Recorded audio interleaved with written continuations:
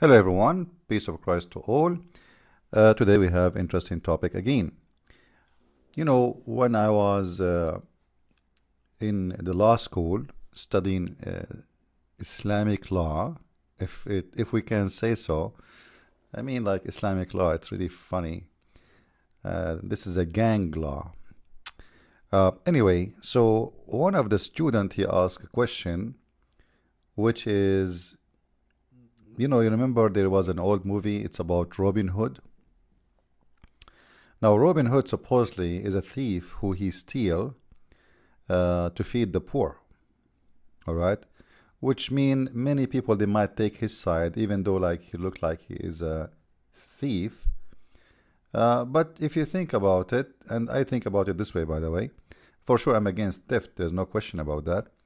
But I believe that those who they have all this money, they are unjust, and they are stealing the money of the poor one.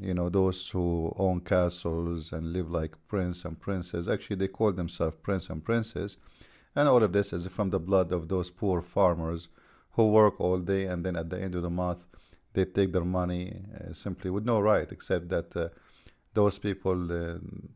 They've been given land because they have soldiers, and it's a gang system. It's the same as Islam. A king, he divide territories and he give who he please, and he take from those who he don't like. So he can make you poor in one day, he can make you rich in one day by giving you a land, and the land, when you own it, you own the farmers with it. So somehow it is unjust system. Then we have Robin Hood, the one is coming to save, or let's say, to make a balance of justice in the society. Now, is Muhammad a Robin Hood? Because Muhammad was attacking caravan, and Muhammad was stealing money from caravan, and he have many attack. The Muslims, they have a book, it's called Kitabul Maghazi. Kitabul Maghazi simply is an endless list of attacks made by Muhammad and his followers, and it gives you details about in each attack how much money Muhammad he made, how they divide the shares, etc. So this book goes it's for sure it's approved by Muslims, there's no question. Like a book made by me, the Muslims will not approve it because supposedly I'm anti-Islam. But if you are one of them and you are a scholar, then you are approved to be someone who speak about the Prophet, because the whole point of the book is not to condemn the Prophet, but to say he's a hero. He is the hero of the thieves. So,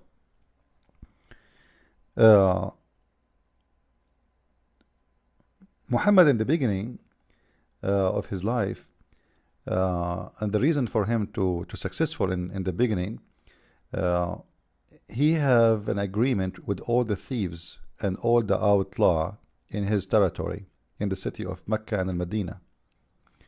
The old days, the Arab, they used to have something, it's called a sa'alik. A sa'alik, actually, even there is a big, huge part of in the Arabian lecturer. There's big study about them.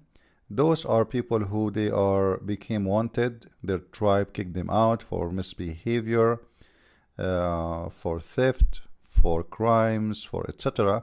So they live in the mountains, and they even if you kill any one of them, his tribe will not ask for revenge. And the word sa'alik mean like the one is like it's kind of a term of to insult, like he is nothing, a trash, like garbage, something very tiny, you can step on him, he is nothing.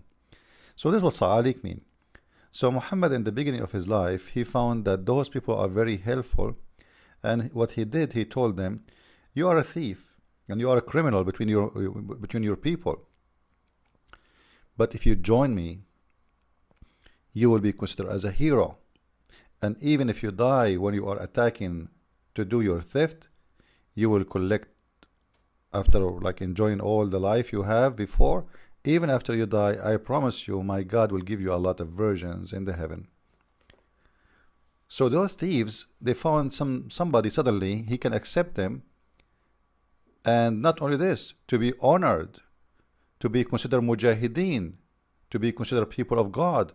So from being thieves, criminals, disgusting people, suddenly to be wonderful people, people who everybody respect. Even God Himself, He will reward them.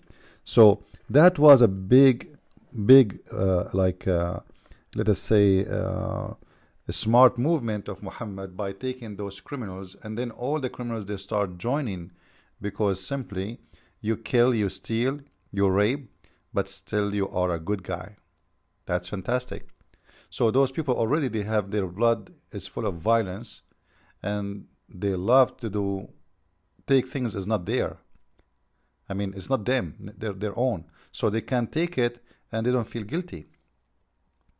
So during the law school, one of the students he asked question about theft. Is theft haram totally, or there is many kind of theft? Like Robin Hood, is he a good guy? He can steal.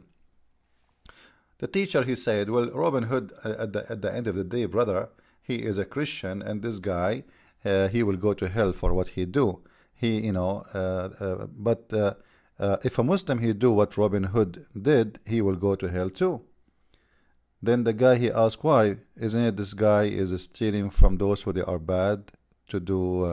He said, no. You see, if you steal, in this case, if you want to steal and you want to be praised, like you can steal from the non-Muslims. But if you steal from the Muslims, then you are a thief. You cannot steal from the Muslims. And then he said, but there is an exception. You can steal from the Muslims if you are serving Allah, if the purpose is to serve Allah. And then he gave us a story about Moses and the stone. Moses, simply, he was accused by the Jew. We mentioned this story before, but for those who do not know it, Moses was accused by the Jews that he have a problem. He have a problem specifically in his testicles. And if you have a problem in your testicle, this is really a problem. Like this is not good. So Allah decide to prove that Moses has no guilt regarding his testicles, and his testicles is very fine. So what Allah did, He made a rock steal the clothes of Moses, and then the rock took off with his clothes, his money, his etc., and went all the way until Moses reached the children of Israel, which means Jerusalem, the middle of them, and then everybody saw that that Moses' private part is very fine, as you see in front of you in the hadith. In this case, the stone stole the clothes, yes. The stone is doing theft, yes. But the stone in this case is serving Allah. Even you notice here that the stone is stealing clothes of a prophet of Islam, supposedly, because Muslim, they say Moses is a Muslim. So even though that the stone is stealing from a prophet of Allah and took off with his clothes, but in this case the stone is not guilty, for this stone is serving Allah. And as you know, and for those who do not know, in Islam stones are Muslims. Even though the Prophet he used to clean his anus with the 3 stones, which means he cleaned his ass with the 3 Muslims, but this is what they believe. This is why we see that Muhammad here is speaking about this story, that a stone, after they accuse him that he have a sexual problem or sexual disease or etc. in his private part, the stone took off and run away with his clothes. And this is how Allah proved to the Jewish that the private parts. What is funny about this, by the way, in the Muslim translation, it says the private parts What do you mean private parts? How many private parts Musa's has? Now seriously. Anyway, maybe Musa's is different. You never know. So Musa's have a private parts, and Allah wanted to prove to the Jews that his private part is fantastic, is beautiful, and maybe it is good in good shape. Like, I mean, maybe good size. I don't know what the story here. So the private parts of Musa's are really good, and they are okay. So don't worry, be happy. And this is how I know this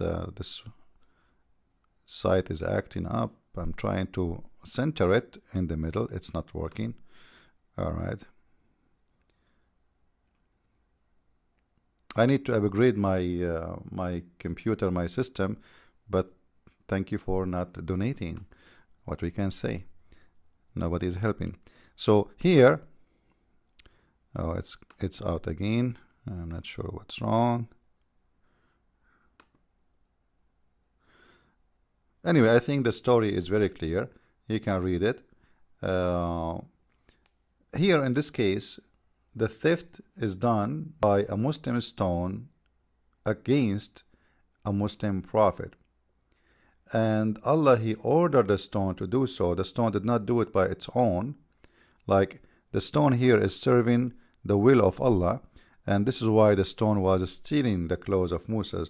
So the Jews, they will see that his testicles and his penis is very beautiful, mashallah. And his balls is very big, mashallah. And that was a reason for the Jews to say, mashallah, he must be a prophet. So, mashallah, this was a plan of Allah to make the stone steal the clothes. And you need here to think about the wisdom of Allah. Like, think about it.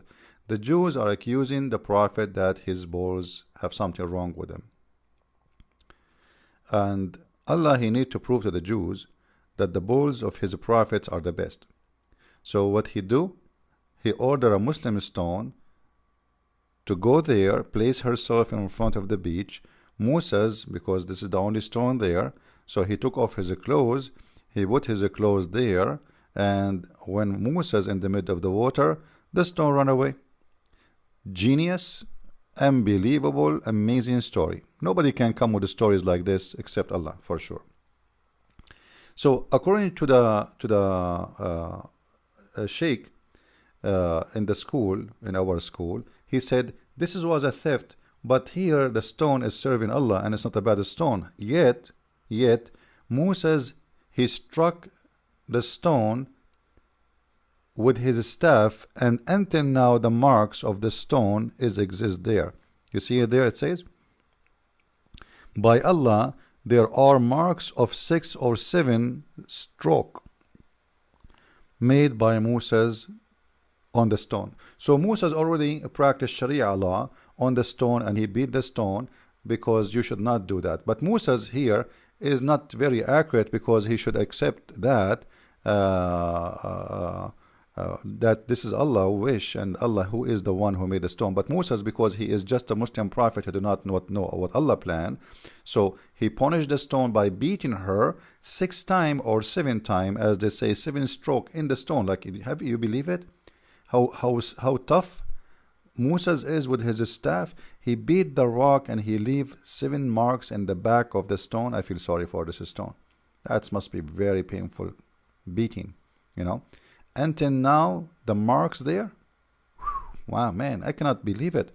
But we have to believe it. If Muhammad says so, you say you don't believe it, they chop your head. So you better say, I believe it. It's true. It's absolutely true. So this is one of the stories about how you can be thief legally in Islam. If you steal from non-Muslims, it is very fine. And if you steal from a Muslim, but serving the purpose of Allah, like what happened to this rock, it's fine in Islam. I hope you did enjoy, guys, this video. I'm trying to make them short. Actually, I'm not doing live broadcasting because my computer is freezing. But again, we say thank you for those who they are supporting us in donation, and we say thank you for those who they are not supporting us too.